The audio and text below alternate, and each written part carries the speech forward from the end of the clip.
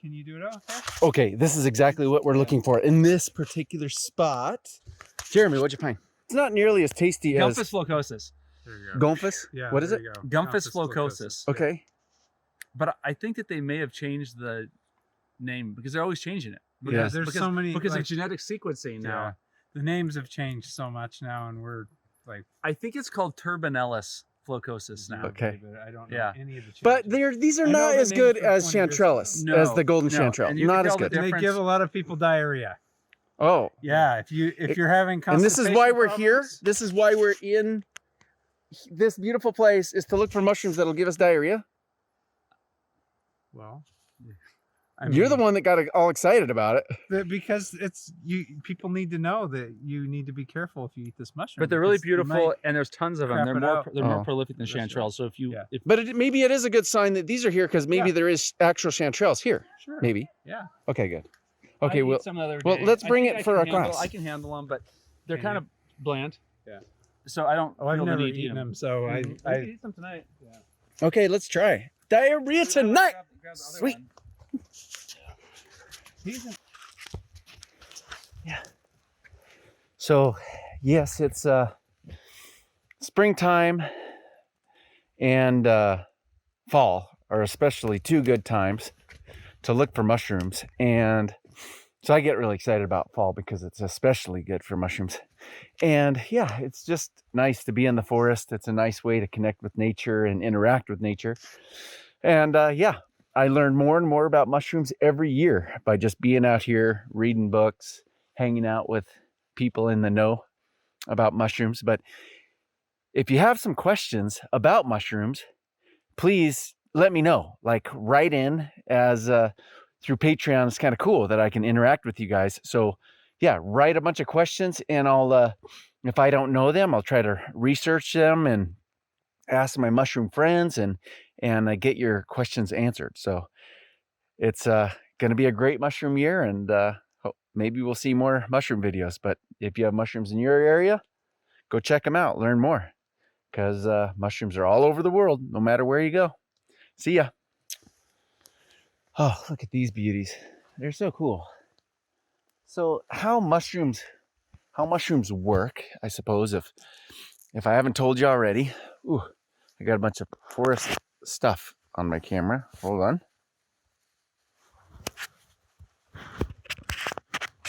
There. Hopefully that's better.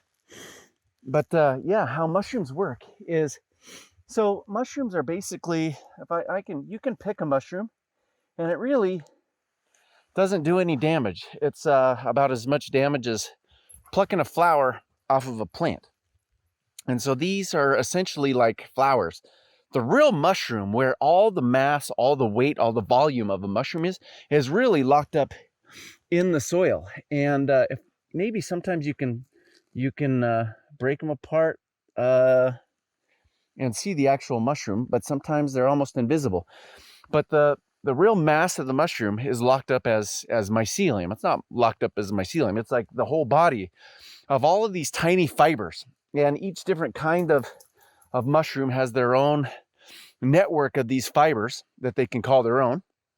And those fibers are running all through this forest floor right here. And it's all those fibers can get in every single tiny nook and cranny.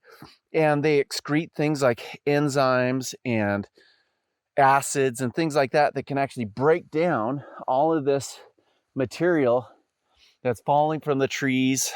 There's different kinds of, mostly wood though, but they break down things like even poop and stuff like that, and they break them into even smaller molecules and smaller components, and convert a lot of those components into other kinds of things, like different kinds of nutrients and things like that, that can go back into the forest and can feed things like a forest that I'm in now. So it's almost like these mushrooms, when they're in the forest floor, breaking down all of these woody material and things like that, it's kind of like they're like fertilizing the forest, you could say. And so without the mushrooms, you wouldn't have, in some places you wouldn't have a forest at all. So there's a very very important relationship between mushrooms and trees in very many parts of the world. And so they coexist. And what the trees offer the mushrooms, well, they offer a place to live because the forest floor is just so nice and squishy and spongy and has a lot of debris in it. But also scientific studies have found that trees often provide nutrients in the ways of sugars and things like that actually wind up also feeding the mushrooms. So they kind of they mingle and they help each other.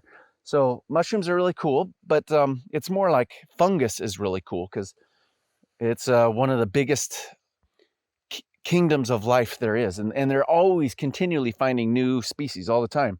But like I said, these mushrooms, when you're looking at these are actually just pretty much fruiting bodies, or you could even say sexual bodies, because what they're involved with is reproduction. Come here, Bales, come here. So these, you see like down there, you see if this is focused right here. Yeah, see those are gills. And those gills are like pages in a book. But all of that area, basically it releases spores, which is almost like microscopic or semi-microscopic seeds. It's like the size of dust. They've actually found a lot of mushroom spores way up into space. So they float around for miles and miles and miles. And it's quite often to find the same species of mushroom like this all around the world, wherever there's a similar ecosystem. So they float around all over the world because they're so small and they produce so many of them. We might do an activity later where I can show you how to be able to kind of see the different kinds of spores that these mushrooms have. But yeah, these come up so they can disperse spores, but really the mushroom is working way in the forest floor. You're not able to see it, and it's breaking down things. And they don't even know how old a lot of these funguses are, whether they could be thousands of years old, or if they just last for a few seasons, or maybe even just one season. But these fruiting bodies, and they oftentimes, especially ones like this that come up out of the ground, they might only be, some of them only last for one day. These have probably been here for about 5 days, and they soon decompose. Like these ones right here, they just rot away, and then more fruiting bodies come up and keep reproducing. So that is really what a mushroom is. So interesting, fascinating. Lots of people around the world dedicate their lives to learning more about fungus. We couldn't live without it. You know, the ones that grow like that chicken in the forest and that turkey. So this is probably the chicken in the forest. I mean, it's probably attacking that cedar. Oh, really? Saprophytic? Parasitic. Parasitic. What's the difference? It's one of the three big ones that attacks the roots of trees. And that is a nice one. It's beautiful. I think this would be great. Yeah, I mean, if you're going to use it for something, I would. I might need to take a picture of this. It is fabulous, right? I don't know if they have medicinal qualities or not. I can't remember. That's something we could look up. I mean, almost all of these do have antiviral, antimicrobial compounds, and we're still figuring it out. It's the cure for COVID. Let's take it. Yeah. I have a friend Amazing, who's really isn't it? into I wonder how long that took to grow. I don't know. These ones, they take a while, a little bit longer. Yeah. They probably about 6 months, maybe, really? started. Yeah. Oh, okay. Yeah. It is great. Yeah, this is wonderful and beautiful. Okay, so we're going to take it? I'm going to take it. I'm not going to take it, but you're. I think I'll take part of it. Yeah. Are you gonna, I'm going to use it for dye. are you? Yeah. How do you fix it? Like, Well, what do you I'll figure it out. Okay, do it. Yeah. Okay, cool. Awesome. So I'm mushrooming with a group of friends. I got to take videos for all my students and stuff. So yeah, so it's the time of year, it's fall, and the mushrooms are alive. This is our first really good find. Dyer's polypore. What's the Latin name on it? Phaeolus schwannitzii. Phaeolus? Phaeolus Phaeolus schwannitzii. schwannitzii. This one. Or, that's cool. Thanks. He's going to be our mushroom consultant for the day, Kelly Chadwick. This is why I love him so much. But this is a Dyer's polypore, so that's the common name, Dyer's polypore. We haven't gotten totally into the woods yet. We're still alongside the road over there, but this is a really good find. The Dyer's polypore.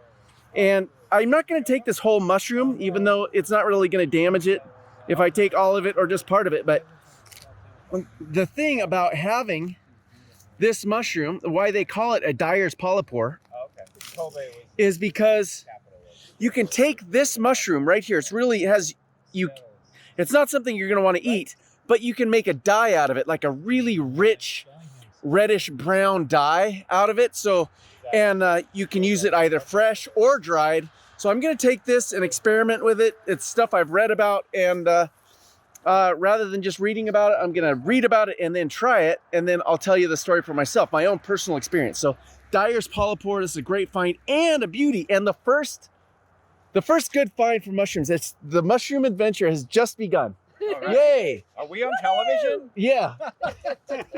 Awesome. You know, I can't remember. This looks. It must have an olive spore color. I bet that's the spore color. You think so?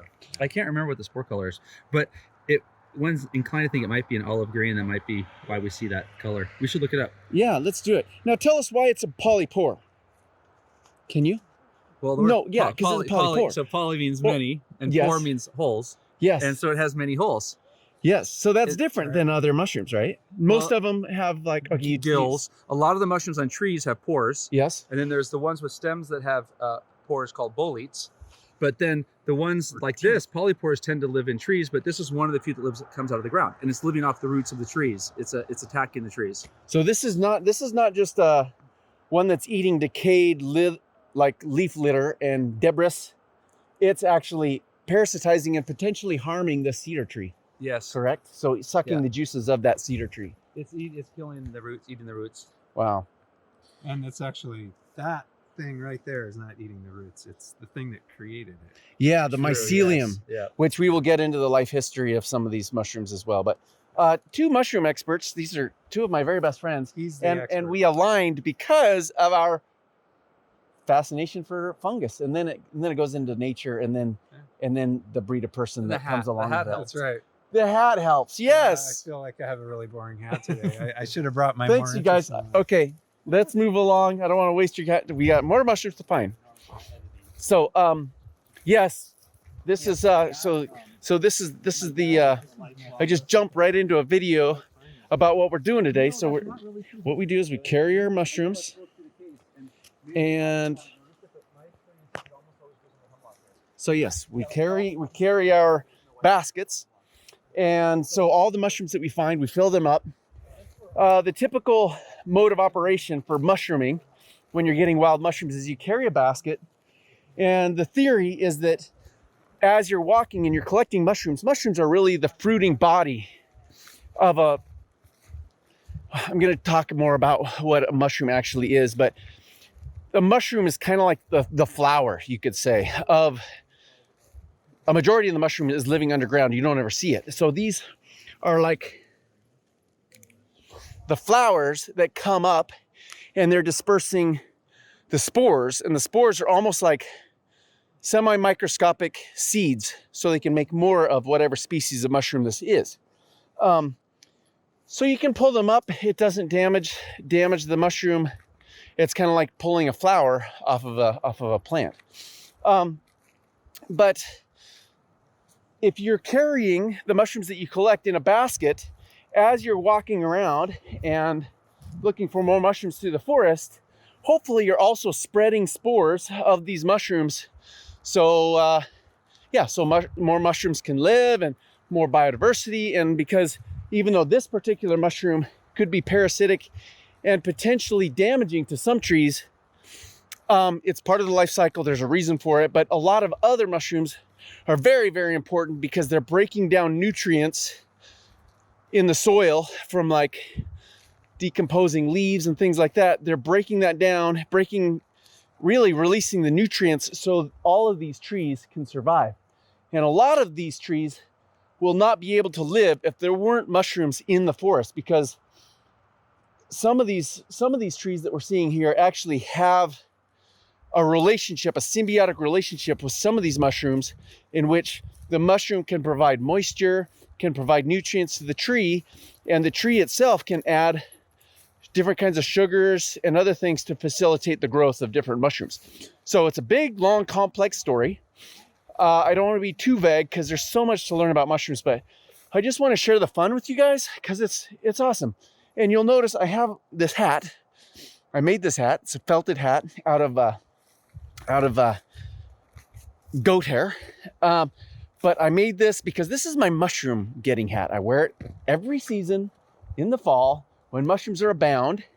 And it's like my good luck mushroom finding hat. So don't make fun of my hat. Think it's cool, like me. Okay, let's learn about mushrooms today. No, I don't know which one. That'll be good. Eat that one, Hazen. Oh, is this the Russula? No, No, what is this? no, This is a Hebaloma. you don't want Oh, And you, poisonous? and you can one of the ways you can tell Hebaloma is if you look at the bottom, see those little water droplets? Yeah. Right? It's hard to see, Okay. but there's little water droplets all on the gills, and then these have brown spores, and as the spores drop, the little water droplets will turn brown. They also smell kind of like mealy, cucumber-ish realm. What would you say on these? Yeah. Kind of like a Get your mealy- Italian nose on that. Yeah. Oh yeah. What's it smell like? mealy smell, kind of like Cucumber's a good cucumber. sound. Cucumber. Smell? Stick Yeah. with cucumber. A starchy Like cucumber. Hendrix? Does it smell like Hendrix, Jim? Oh. Okay. Yeah, like not a cucumber itself, but if you were to scratch the skin of cucumber, it's like Yeah, cucumber right. skin. And these are ones that will make you sick. Oh, okay. So, I mean, you can If touch you them. if you You can touch them. yeah, Yeah. they're pretty. Yeah. They're, aren't they just like cute with the little wavy cap? yes, I love The them. common name is poison pie. Oh, so they grow big. Yeah. I've seen them. Yeah, I've heard of that. How did you get into this? I was looking for psychedelic mushrooms when I was in college. And I got a book that was called Poisonous and Hallucinogenic Mushrooms by a guy named Harold Hard. And he was trying to trick people into actually learning about identifying mushrooms. So he put that title on it. Oh, so the And table was. yeah, and so I wanted to find those mushrooms. So I did everything the book said. And I keyed them out and I learned all the names. And And then then you, I was hooked. yeah, in the end, Yeah, it worked. you got totally baited into being fascinated with mushrooms, and this is the whole reason why we're all here and why we've traveled the world together in a lot of places.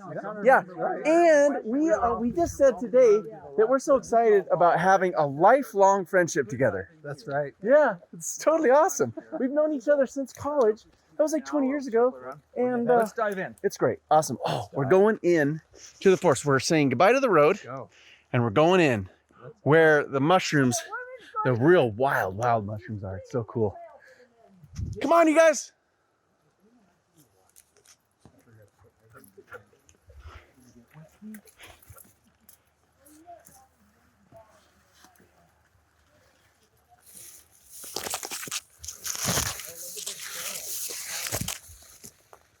Oh wow, that's a beauty. So Yeah. There you go. no, that's embarrassing. Bavaria. I don't know what wine, but yeah. It's not Claveria, it's Romaria.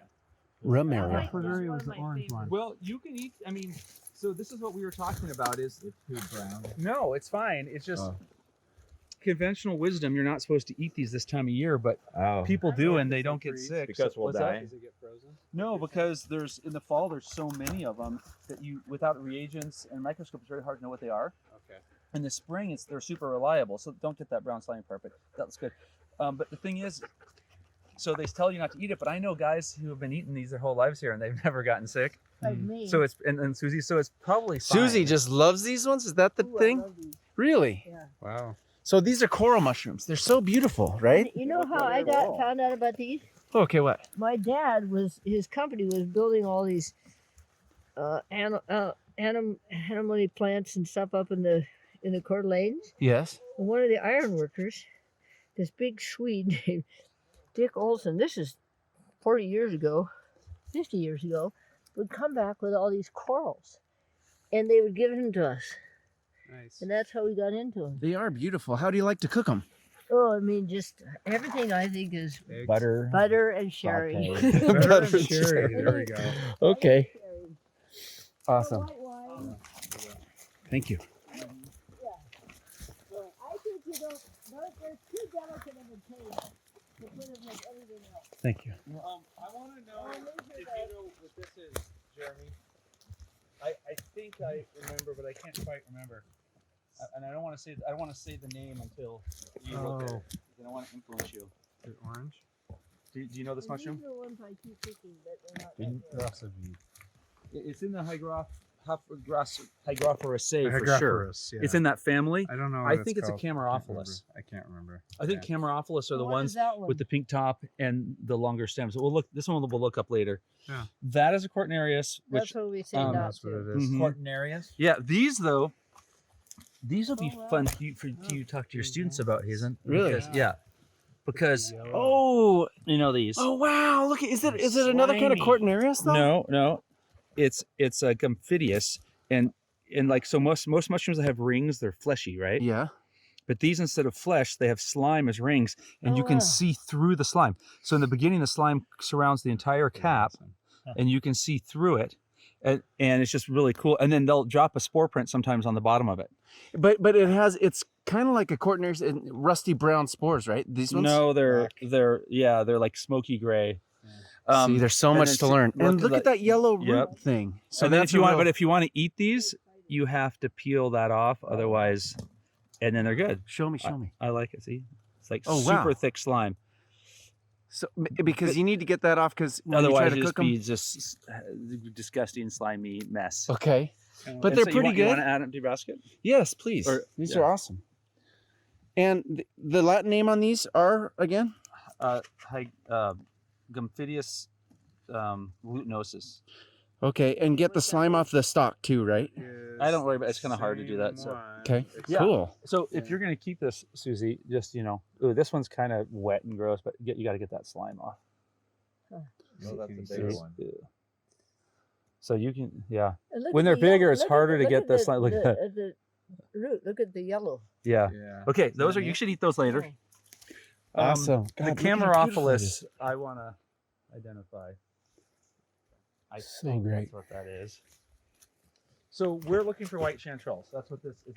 When they're on. Oh, okay, great. I don't know. That's what I want. I haven't found those for White forever. chanterelles. But I did Yeah. hear that there's less mushrooms this side of the lake. But it Okay. was just end of the day. We found some here last year. So Okay. we'll find. Here's some Alright. honeys. Hazen, if you want to try them. Yeah. They're I had nice some of these and for good. breakfast actually. Oh, okay. You want more? Sure. Okay. These are good ones. Honey mushrooms. They're nice If you and want a good. project, you could. You know, it's like I people, probably it's know like what that one is. I've talking forgotten. I mushrooms. probably have a list. And then people like Oh, really? talking horses. Yeah. Right. We could figure And that then out people if you wanted. talking like. Yeah, but horse people are really weird, Susie. Not mushroom people. No. I Yeah, mean, mushroom people are totally normal. yeah. I want to. Most Cortinarius are actually edible. That's okay. We'll get. Well, there's plenty of those. That would be great to find some white chanterelles. Gosh, But I like the the last time we were here. do you like the golden chanterelles better than the white ones? Yeah. Yeah. A lot of people like some people like the white ones better because they're the texture's firmer, Oh. but they don't have that apricot Yeah, they smell. don't have that apricot smell. And then do you like the blue, the black chanterelle? Yeah. They're pretty good, but they're kind of I've never eaten them before. the black chanterelles are not quite as good, right? They're not around. Over, dude. This is even better, probably. Okay. Yeah. Oh Okay. yeah, Okay. What did we find? my wife is gonna love me now. Oh, awesome. That is the king of all mushrooms, the one that everybody wants to find. Oh my gosh! Look at the stock on that. Legendary. Matsutake. Sweet. Yes, the matsutake, Armillaria ponderosa. Well, it's Oh, is it tricha something? Tricholoma magnivelari, but it may have changed since then too. I don't know. Good grief. This one is so new that you can barely smell that wonderful smell. of So this dirty this socks. mushroom, yeah, this is. It does not smell like dirty socks. I'll tell you that. It's earthy. This is why this is one of the most sought after mushrooms in why we're here. All the Like I think in some places this is like $100 a Yep. pound. Yeah. That's And- right. And so this mushroom, That mushroom by itself would probably sell for about $50 in a Japanese supermarket. okay, so yes. So this, when you see these, interestingly, this what's the new Latin name on this? Because we call it matsutake, but it's I what? believe it's called Magnavolari tricoloma. Magnavolari tricoloma. It used to be called. Tricoloma magnavolari, sorry. Okay, it used to be called Armillaria ponderosa, but how you can identify this mushroom, it's very white. There's a lot of white mushrooms. There's a lot of white mushrooms out in the world that can kill you. But this one has a very distinct, well, wonderful taste. Or a smell. It smells like, they say, like it definitely has a hint of Red Hots, like the little candies, Red Hots. And like you could go as far as like underwear that you've been wearing for a couple days. Yes. It's kind of weird. I know. Definitely. You could say like Yeah. undies, but you could say like socks a little bit, but it's mostly Red Hots, and that's not what it tastes like. It has this most amazing, it stays really dense, and you cook it, and it Great has in a, Asian food with soy sauce. yeah, you can cook it with rice, and all of the rice permeates Miso. this flavor, and it freezes. You can put it in the freezer, and it will last for years and still maintain the texture. But of course, fresh mushrooms are wonderful. But also the way to identify this mushroom, and they can get about 3-4 times bigger than this, but it's nice to have them when they're I found small. one that was this big. I have got a picture of it. About that big? Oh my goodness. Yeah. I had put my hat on top of it. That's awesome. Pretty awesome. They can get big. So this is a great sign that we see this. But another thing that's unique about finding these, when you identify mushrooms, it's like all encompassing. You look at what the gills are like, if it has little fibers on the cap, if it's slimy, if it's not, what color it is, how big it is, where it's growing, if it's growing in the actual forest floor, or if it's growing in wood, what kind of wood. All that stuff are indicators, because in a place like this in the Pacific Northwest, you could potentially find 200 different kinds of mushrooms in a day, which is insane. Yeah. I mean, that's easy to do. So, but what we're looking for, we love all the mushrooms, but it's really nice to find ones that we can take home and utilize as far as a meal. So we're going to have a meal at this. You can barbecue it. We're going to cook it with rice. You can have it in miso soup. You can get all crazy and all exotic. But another way to identify this mushroom beyond its color and size and where it's going and what it smells like is on the very base of this stalk. I'm going to try to make sure that this stays in focus. There you go. Good job. Yeah, right there is, it always has this strange, dusty, it's like volcanic ash base. And it's almost like white sand or like cigarette butt ashes. And it's really strange because that's not what the soil is like under there, but they always have that. And this is a great find. So knowing that it grows here, we're going to search this area and see if we can find some more. But this is wonderful. I mean, it's just another one of these great days. And that's why you've traveled a few hundred miles. You were on the road for 6 hours last night. You came in to my house at 12 o'clock last night. So Just for that mushroom. Yes. Sweet. Awesome. There we go. Did I interrupt No, I love it. the story? No, it's great. Okay, give me that. Where? Oh my gosh. I know. What? I see what you're getting. Is that another one? Yes, Wait, another matsutake. perfect. Oh, that's there's another one beautiful. right there too. Yeah. Did you already find that Yeah, one? go for it. Nice. Yeah, I love it. Great. The veil is just separating. Isn't that beautiful? So that is such a beautiful one. I think that's like perfect. That's I know. a perfect one. Mhm. Well, I like it when they're slightly separated. Yeah, that's not the one that gets more money, but But I think that's the tell me perfect one. about this one that you found. Okay. Well, we should pick one. Like, first of all, when you find these, This Well- particular kind. yeah, we'll fake it. But Okay. they're like this. They're just almost the whole entire stem is underground. Okay. So you got to reach down and pull it up, and it's really tough. And you got this huge stem underground. It's called a pine spike, and they have these really deeply decurrent, meaning running down the stem, gills, widely spaced, a lot of space between them. Yeah, And orangish they have color. smoky. I think they're a smoky, darker color spore, and they're tough, and they have this kind of what's the word, like luminescent kind of glowy orange pink cap, and it's furry, especially when it's not as wet. And when you cook them up, they turn purple. They do, really? So it's fun when you're cooking. Yeah, They go from orange to purple, yeah, and they taste pretty good. they're okay. Okay, they're okay. They're not as good as that one. Right. Well, some people don't like these because it's so strongly flavored. Oh, I see. They're kind of it's acquired taste. Yeah. Some people dislike them. But the pine spike, that's what's pine spike, and then that's a we Matsutake. already totally geeked out. Jeremy and I geeked out about the matsutake. But Now, what do you have to say about matsutake? yeah, look at these guys. I'd like to know.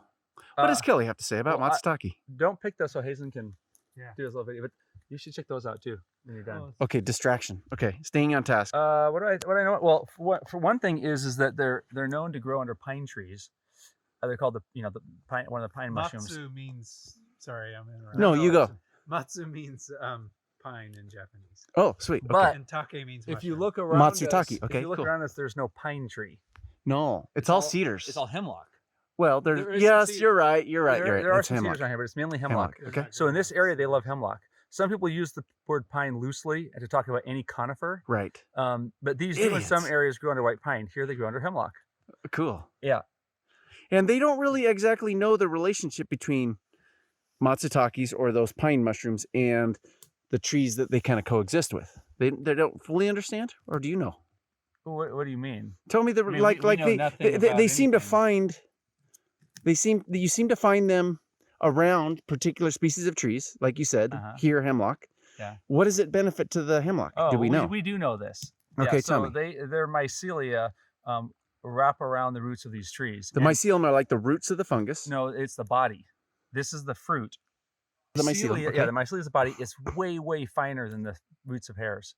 Of trees, sorry, the root hairs of trees. Mhm. So the root hairs of trees underground are very crude instruments in terms of getting nutrients, Mhm. and the mycelia are way finer. Plus, they exude They're like fibers of silk. acids. They exude organic acids that break down the minerals and release the ions from like phosphorus and calcium and magnesium, which trees can't do. So they go out and they make the trees saturation of the soil and penetration of the soil vastly more deep, and much more volume is accessed to the tree through the mycelium that wraps around. Plus, they can break down organic solids, which tree roots can't. So they just do a lot to give. So these funguses, like this one, it essentially feeds a tree. It feeds a tree. Yeah. Offers Yeah, food to the especially in tree. areas where the soil is bad, it's really important. And then the tree provides them sugars and carbohydrates that they Okay. produce through the air, which is really amazing because if you think about it, the air is a gas, and yet this all comes from the air, right? Isn't that crazy? It This blows is my like mind. 100% carbon dioxide and water. That is really what it is. Maybe a few minerals in Then there, yeah, but they break down the carbohydrates into different kinds of sugars and photosynthates. yeah. Yeah. That's awesome. Mm-hmm. Okay. Thank you. Thank you, Kelly. You should check out the hygroscopy. I love having smart friends. I just love it. The X-rated version of matsutake. Oh my gosh, look at how pretty these ones are. Did you see these? Feast your eyes on these. Oh, Come here. Hey, you guys. Look at this. Are you coming? Are these the waxy caps? Yeah, they're the hygroscopies, which are the brightly colored versions of waxy caps. And then there's Oh, they are just luminous. this one up here. Oh my gosh, they are precious. Oh, Victoria? But you can't eat these, right? Yeah, you can. You can. They're edible. I like them. You got to take them at a high heat. Okay. And what's the common name for these ones? Velvet caps, right? No. Called hygroscopy. It's something like cochineal or something. Oh, they're pretty. I can't remember. There's a whole bunch of brightly colored hygroscopies. I love these. Well, let's eat these up tonight, okay? Yeah. Okay, cool. And now I'm gonna take a picture of you because this is beautiful. One- Like, hey, stop. Jeremy, stop. I'm taking a picture. Hold on. Okay, bye.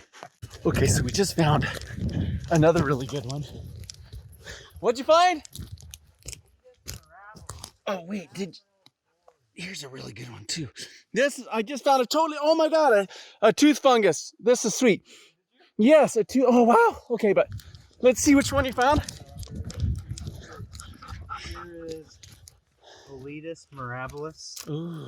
Isn't that a beautiful velvety top? Very tasty Ooh. mushroom. So this is Boletus mirabilis, the Admiral bolete. Yes. Okay, What's the like store bought name? Is this this is not a porcini. That's the king's bolete. okay? There, look at that. Oh my goodness. Isn't that beautiful? So Get this the is yellow color underneath. this is the one with that spongy bottom rather than Those are pores. pore gills Not rather than gills. Yeah, pores. yeah. And it's got a velvety top. Sometimes this will be a nice purple color. Yeah, and it feels kind of woolly a little bit, yeah. Soft and nice.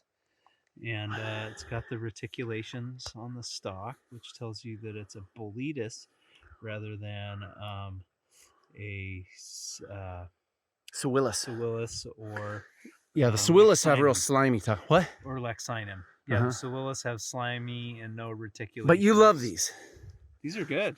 Well, I like boletus edulus for the taste better. yeah, Porcini, but these are good.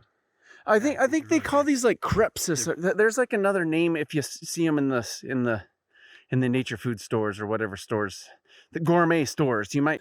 So it's getting dark now, and yeah, it's time to get home. But all of us have baskets full of mushrooms now. There's no more room to put mushrooms in there, and it's been a great day, and I hope to be talking more about mushrooms soon. Okay.